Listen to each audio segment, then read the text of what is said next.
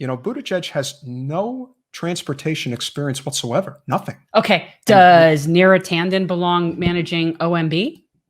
And that is exactly where we will head right now. Wait. Okay, so that's going to be the transition. That's your decided, segue. I forgot that was even the thing. You decided. All right. Well, do you know how to do it? I do now. Okay. So speaking of Neera Tanden, our friend Neera. I wouldn't call her a friend at all. That was very sarcastic. But Neera is our bootlicker of the week. Neera could be the bootlicker of life. Maybe so. But who else could we have possibly picked in this situation because of what we have seen over the past few days? But nobody crystallized it better than Bernie. Bernie very simply said, you work or ran an organization, the Center for American Progress, that has taken millions upon millions of dollars from the oligarchic corporations of America, whether it is Bloomberg, whether it is Walmart, whether it is Bank of America, and I could go on and on. It doesn't matter. It's all the same. Facebook. And what do you think they're doing giving her that money?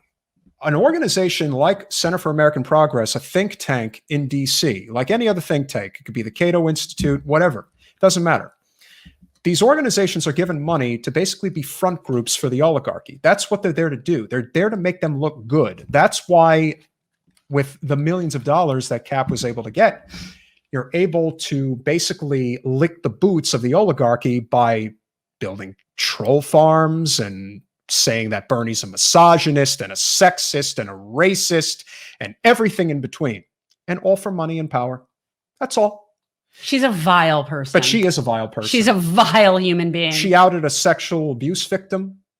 She physically assaulted one of her staffers, Faisha Carr.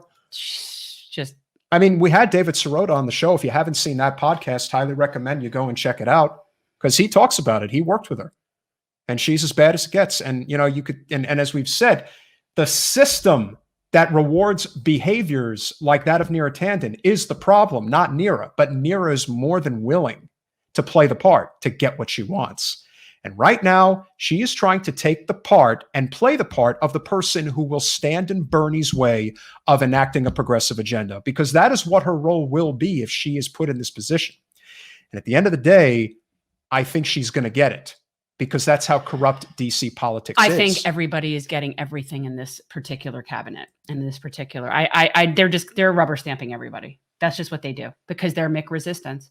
And Bernie, even if he wanted to, I don't know, on his own would be sufficient anyway to keep it from happening. So he could speak up. I would love to see him really tell her what he really thinks about her. Well, he did.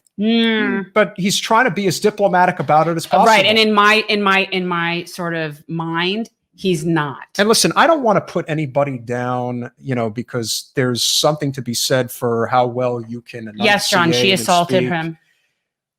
If you've never heard Neera Tanden speak, she's basically a Valley girl. This doesn't matter. What does that have to do with anything? You're putting her in charge of a position not only that is of immense importance, but she doesn't have any experience in whatsoever. What does that have to do with her coming from the San Fernando Valley? She doesn't come from the San Fernando Valley. I'm saying that she's basically she's a bubblehead.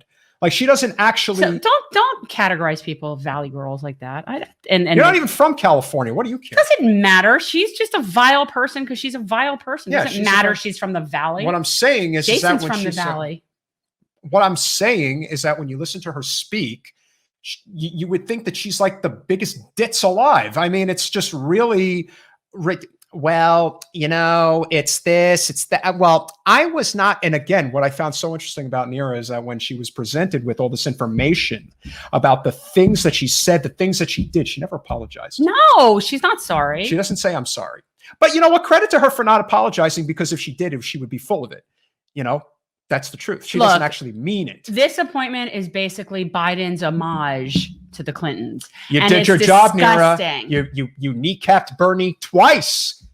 We got to reward you, baby. That's how things work in DC. You got to get rewarded. I could vomit. But to think, when you think about how many people are hurt, when you think about how many people are so desperate for survival and to have representation that is actually in their favor, and they've never had it. And then you get somebody like Neera Tanden who's like, we'll screw him over. Fortunately for me, I'm a pretty firm believer in karma. So I do believe what goes around comes around. One way or another, people get what's coming to them.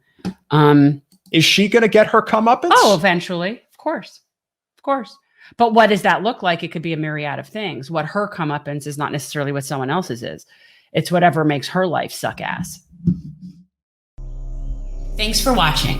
If you want to support our mission to transform politics into service, please like this video, subscribe, follow us on social media, and consider joining our Patreon, where you'll get early access to our interviews as well as other exclusive content.